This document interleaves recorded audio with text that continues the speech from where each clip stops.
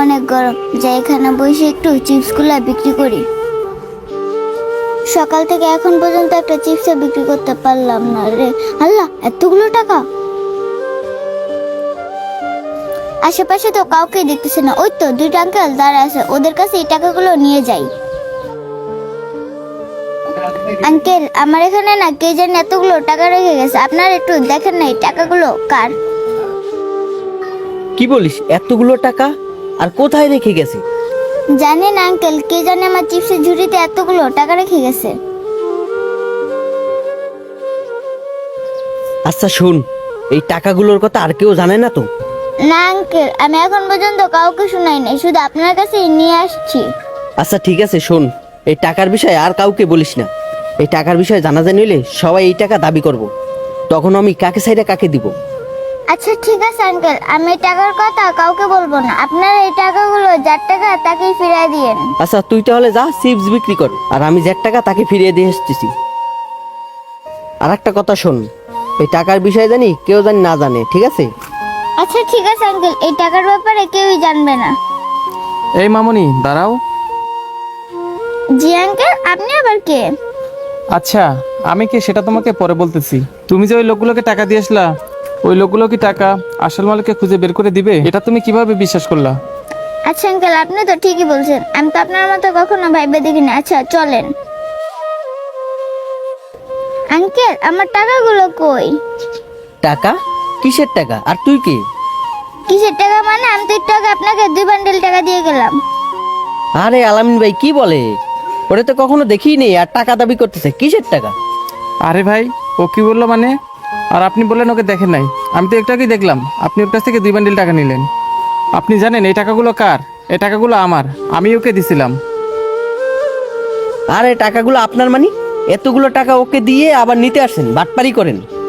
আরে ভাই, আমি বাটপারি করবো কেন? আমি মাত্রই দূর থেকে দেখলাম আপনি টাকাগুলো পকেটে ঢুকাইছেন। এই যে ভাই, এখানে কি হয়েছে? এভাবে চিল্লাপাল্লা করতেছেন কেন? আরে ভাই দেখেন না, আমি এই মেয়েটাকে কিছুক্ষণ আগে 2 লাখ টাকা দিছি, আর এই 2 লাখ টাকা মেয়েটা ওনাকে দিছে। উনি টাকাটা পকেটে ঢুকায়া এখন আবার মিথ্যা কথা বলতেছে। আরে ভাই আপনি বলেন না, কেউ কি এরকম একটা বাচ্চা মেয়েকে 2 লাখ টাকা দিয়ে যাবে? তাও আবার কিনা একটা অপরিচিত মেয়েকে, সেটা নাকি আমাদের বিশ্বাস করতে হবে? এই যে ভাই, ওনারা তো ঠিকই বলছে। ওনারা তো বিশ্বাস করা দূরের কথা, আমি তো নিজেই বিশ্বাস করতে পারতাছি না। আপনি এরকম একটা পিচ্চি মেয়ের কাছে 2 লক্ষ টাকা দিয়ে যাবেন? হ্যাঁ আঙ্কেল, উনি ঠিকই বলছে, আমি একটু আগে ওনাদেরকে 2 বান্ডেল টাকা দিয়ে গেছি। ও আচ্ছা। আচ্ছা ভাই, আপনি বলেন তো, এরকম একটা পিচ্চি মেয়েকে আপনি কেন 2 লক্ষ টাকা দিয়ে গেছেন? আপনি জানতে চান ভাই কেন দিছি টাকাগুলো? তাহলে শোনেন। কি ডাক্তার আঙ্কেল, আমার বাবাকে সুস্থ করার জন্য 2 লাখ টাকা লাগবো? ডাক্তার সাহেব, আমরা তো গরিব মানুষ, এখন আমরা 2 লাখ টাকা কিভাবে ম্যানেজ করব? ঠিক আছে ডাক্তার সাহেব, আপনি কোনো চিন্তা করেন না, আমি যেমন হোক 2 লাখ টাকা ব্যবস্থা করে আনতেছি। আপনারা শুধু আমার বাবার চিকিৎসাটা করেন। হায় আল্লাহ, আমি তো ডাক্তার আঙ্কেলকে বললাম আমার বাবার চিকিৎসা করতে, এখন আমি 2 লাখ টাকা কিভাবে ম্যানেজ করবো?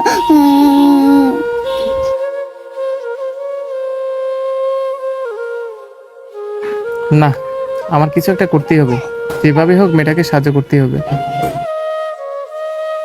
এবার বুঝতে পারছেন ভাই কেন আমি মেয়েটাকে 2 লাখ টাকা দিছি? তাহলেও যদি আঙ্কেল আপনি বিশ্বাস না করেন, এই আঙ্কেলের পকেট চেক করেন। আচ্ছা এই কথা? আমি একজন আইনের লোক, তাহলে আমি চেক করে দেখতেছি। এই আপনি সোজা হয়ে দাঁড়ান। আসলেই তো এইখানে 2 বান্ডিল টাকা, মানে 2 লক্ষ টাকা। এই আপনি এতক্ষণ আমাদের সাথে মিথ্যা কথা বলছিলেন কেন? হায় হায় রে, এবার সত্যি সত্যি ধরা খাই গেলাম। সি ভাই, আপনাদের তো লজ্জা থাকা উচিত। আপনাদেরই তো দায়িত্ব এরকম অসহায় মানুষদের সাহায্য করানো। আপনারা সেটা না করে ওদের টাকা মেরে দিতেছেন। আপনাদের কি একটু লজ্জা শরম করে না? আর আপনাদের দেখে তো ভদ্রই মনে হতেছে। আসলে ভাই এতগুলো টাকা দেখে আমরা লোভ সামলাইতে পারিনি, তাই লোভে পড়ে এই কাজটা করছি। আর মামুনি, তোমাকেই বলতেছি, তুমি যাকে তাকে খুব সহজে বিশ্বাস করে প্রতারিত হবা না।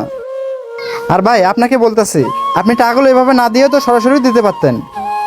তা না করে আপনি এভাবে টাকাগুলো ওকে দিচ্ছেন কেন? আল্লাহ তাআলা বলছে ডান হাতে দান করলে বাম হাতে যেন না জানে, তাই আমি টাকাগুলো গোপনে ওকে দিয়ে গেছি। আসলে আমি বুঝতে পারি নাই এভাবে টাকাগুলো দিলে মেয়েটা টাকাগুলো পাবে না। ও আচ্ছা, এখন বুঝলাম। আর আম্মু, এই যে তুমি এখন এই টাকাগুলো নাও, নিয়ে বাসায় যাও। বাসায় গিয়ে তোমার আব্বুর চিকিৎসা করো। ঠিক আছে আঙ্কেল, আপনাদেরকে অনেক ধন্যবাদ। আপনাদের এই টাকার জন্য হয়তো আমার বাবা অসুস্থ হয়ে যাবে। আচ্ছা আঙ্কেল, আপনারা তাহলে থাকেন, আমি একটু হাসপাতালে যাই। আসসালামু আলাইকুম বন্ধুরা, আমাদের ভিডিওটি ভালো লাগলে অবশ্যই লাইক কমেন্ট শেয়ার করে সকলকে দেখার সুযোগ করে দেবেন। ধন্যবাদ সবাইকে।